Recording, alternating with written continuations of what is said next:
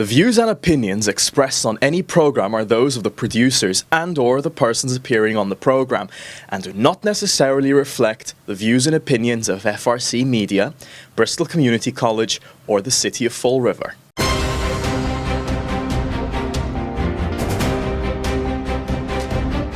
Thank you for joining us here in FRC Media. I'm Keith Tebow. The state election is coming up very soon, and we're doing as best we can to speak to as many candidates as possible between now and then, so you can have informed choices when you go to the ballot box. Today we're going to focus on the race for Governor's Council. Now, the council meets weekly to record advice and consent on warrants for the state treasury, pardons and commutations, and recording advice and consent to gubernatorial appointments such as judges, clerk magistrates, public administrators, members of the parole board, and others. So that's what the role does. A lot of people may not know what the Governor's Council is about, but it's on our ballots every 2 years. It's a 2-year term, and I'm pleased to be joined by the current Governor's Councilor who resides actually over the river in Somerset, Joe Ferreira, who's been serving for the last 10 years and is seeking a 6th term. He's a Democrat. Joe, thank you for joining me. I appreciate it. Thank you very much for having me here today, Chris. So let me ask you, why do you want to seek re-election? Well, I still think I could contribute to the people, contribute to our region particularly. I think, like in the court system, we need regional people. So my motto has been like great local lawyers make great local judges who know our communities, can best serve the public.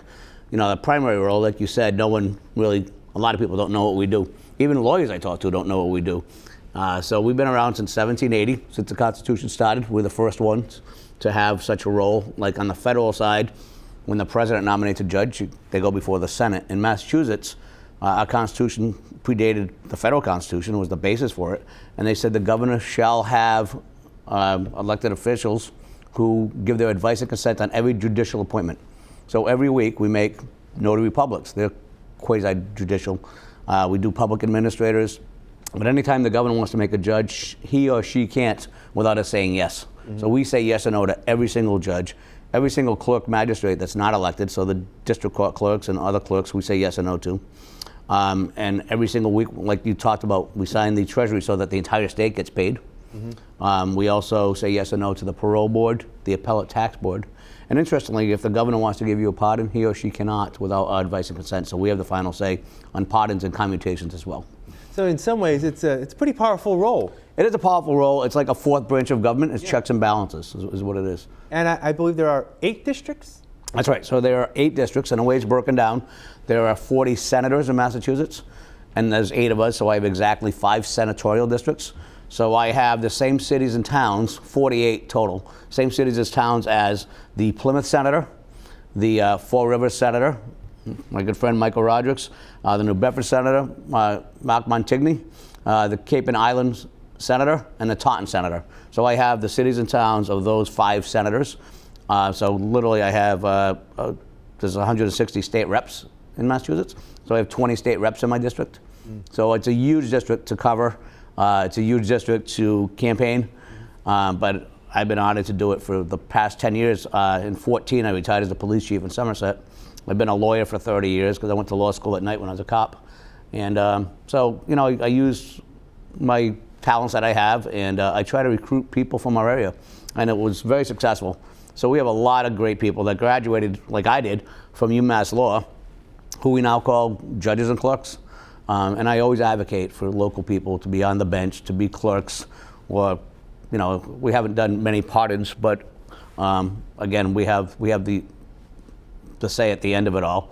I've said yes to some pardons, and I've said can't do it for others, you know. So it's an interesting role, and I like serving. I like, you know, making sure that we have great people.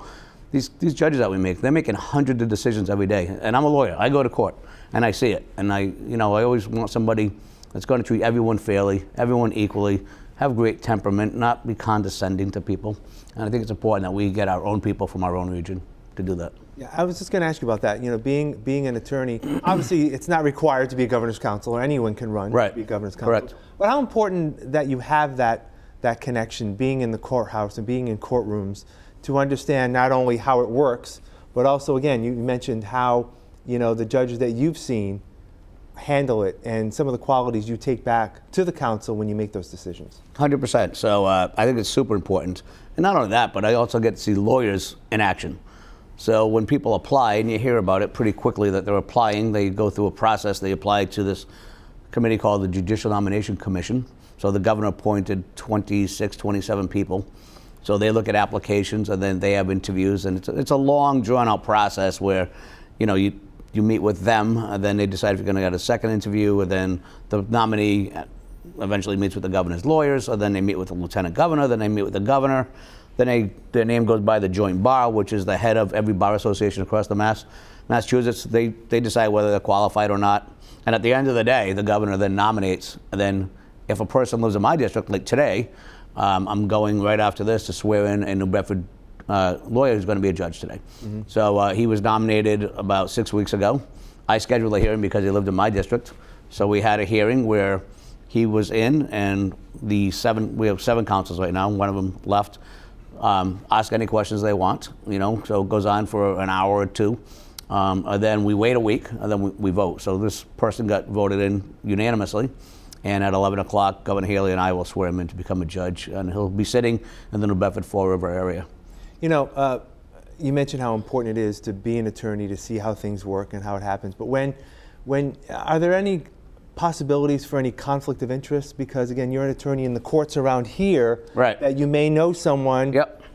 Yeah. So maybe up. So how does that work? Yeah. So it's a good question. The law allows me to practice law, even though I may have said yes or no to a judge. It's up to the judge to decide if they can be fair and impartial. Mm-hmm. So once in a while I run into a judge and once or twice someone has said, I can't hear it because I'm too friendly with Ferreira, So that's up to the judge to decide.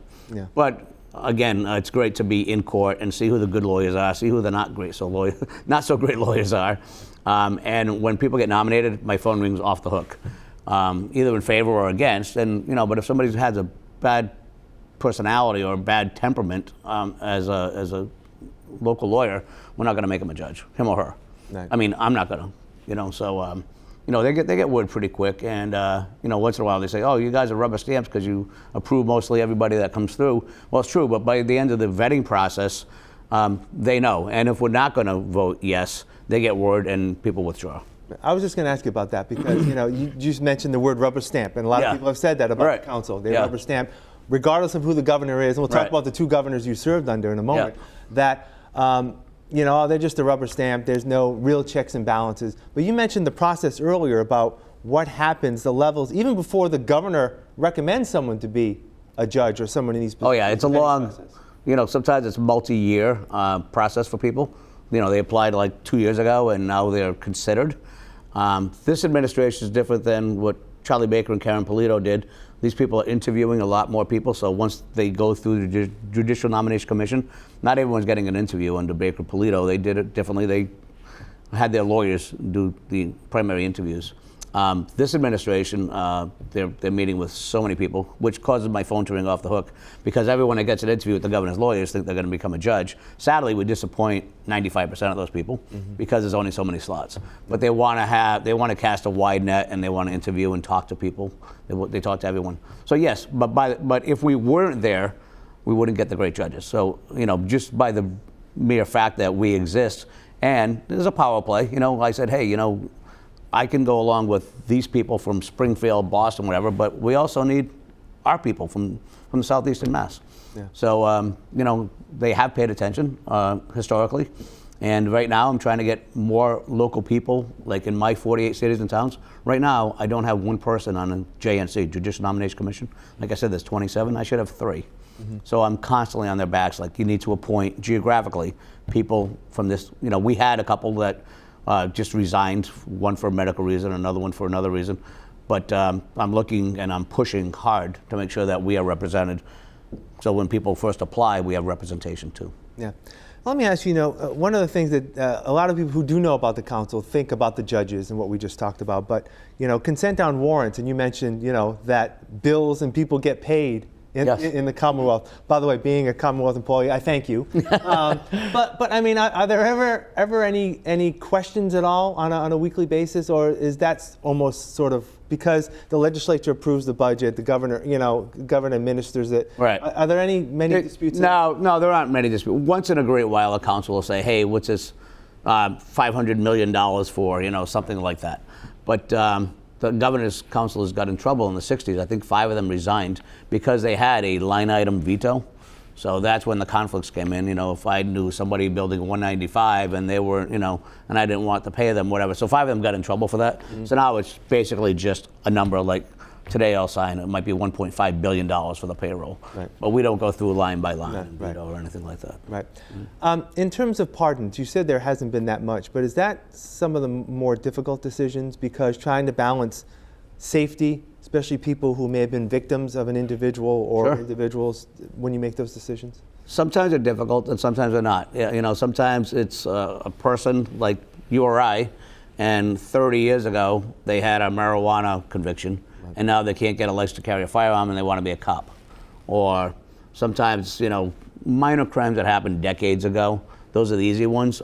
Historically this year, or within the past year, we pardoned everyone throughout the Commonwealth, like 60,000 people who had first-time marijuana possession cases. So if you were smoking a joint and you got charged with possession and you pled guilty, we decided to pardon everyone, now that it's legal, of course. Right. Some of them more difficult. We had one that was put up by Governor Baker at the very, very end. It was the Fells Acre case where these people were allegedly sexually assaulted at a daycare, and we had a very, very long hearing, and the victims came forward and said it happened. And the lawyers for the people that got convicted and served time said it didn't happen, and this is a witch hunt, and they should be pardoned. And at the end of the day, I made it very clear that I could never say yes to that pardon. And some other councilors did, and the governor withdrew the pardon so that they did not get pardoned. Yeah. Let me just ask you, you started as a governor's counselor, your first election was 2014, so you started in 2015. So as again, 5 terms thus far. You've worked under 2 administrations, the Baker administration and the Healy administration. You talked a little bit about how they've been a little different in terms of appointing judges and doing their due diligence on judicial appointments. What else can you tell us about those 2 administrations and how you've worked with them? So the great thing about my job is I have access to the governor and lieutenant governor. Every single week, just about, I am in the governor's office. We have our hearings. The lieutenant governor comes in and she calls for the roll call when we vote yes or no for the judges. So I have incredible access to the governor's office. So not only do I work on the judges, the clerks, and the pardons and commutations, but if I have a regional problem, like sometimes a state senator or a state rep will say, "Hey, Joe, can you get the governor's ear on this for us for the region?" And both Polito, Baker, and Healy Driscoll, they've both been very, very accessible, and they have a listening ear, and so I use it to our region's advantage that I have access to the governor. And again, it could be a myriad of problems. It could be a highway issue, or any kind of people want grants or whatever it is. And we're also very, very fortunate to have like our congressional people. Well, when I say congressional, I meant like state senators and state reps. So Mike Roderick's is Senate Ways and Means, extremely powerful position. Every single bill with money attached to it has to go through Michael Roderick's.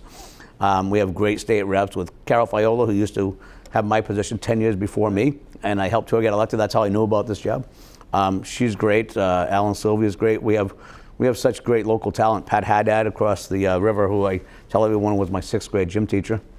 But she was Speaker Pro Temp, and she's very effective and brings. So they all bring, it equals to dollars for our region, because we have people that are very, very influential on the Hill, and we do get some benefits of that. We get a lot of benefits about it. This school right here, I'm on the board of trustees, right. And we're well taken care of because of the people that we have up on Beacon Hill. Yeah, and it's interesting to note that the Governor's Council meetings, rather, are chaired usually by the Lieutenant Governor. But yes. The governor can also be involved, can't she? Yes, and so interestingly, when there's 8 of us, like I said, one of them became a clerk magistrate, but when there's 8 of us, if there's a tie, the lieutenant governor has a vote. So by the Constitution, that's her primary job, is to govern the council. But the governor has to come into the room physically, And it's happened a couple times under Baker Polito. It hasn't happened in this administration yet, because it's 7 of us, not 8 of us. Right. But yeah, she chairs the meeting, and it's the governor's office that calls for the vote on the nominee. Like I said, they nominate, we have our hearings, we do our own thing, but then usually a week or 2 later, the governor will schedule a hearing at noontime on Wednesday. It's open to the public, anyone can come at any time. I know it's streamed as well. It is streamed, yes, yeah. Is there a staff for the Governor's Council? There is. So, we have 3 people. So one person spends. It's incredible how many notary publics we have. I don't know if you want to take a guess. I couldn't even begin. My 48 cities and towns, about 10,000 notary publics. Just in this district? In my district, yes, yeah. So we have one person that deals with that. We have the other person that deals with the applications for the nominees, for the clerks, for the all the judges. Then we have a person that does the videotaping and all that stuff. So it's a staff of 3. Budget's probably about $400,000 or $500,000 for the year for the entire council. Right. We're going to wrap up now, Joe. I appreciate your time, and I'll give you a moment or 2 to speak to the voters of Fall River and why they should consider you for another term. Well, thank you. Again, my name is Joe Ferreira. I have had the pleasure of serving you for 10 years as the Governor's Council. Like I said earlier, my background, I was a police officer for 30 years. I was proud to do that. I've been an attorney for 30 years. I've been able to be on the council now for 5 terms. Looking to represent you again if you see fit. I would love to have you vote on November 5th so we can continue helping our region, helping people. And that, at the end of the day, that's what we do. We help people. All right. Joe Ferreira, Democrat, running for re-election in Governor's Council. Thank you for your time. I appreciate it. Thanks, Chris. Appreciate it. Thank you. Thank you. And thank you for joining us here in FRC Media. I'm Keith Tebow, and please make a point to vote on November 5th.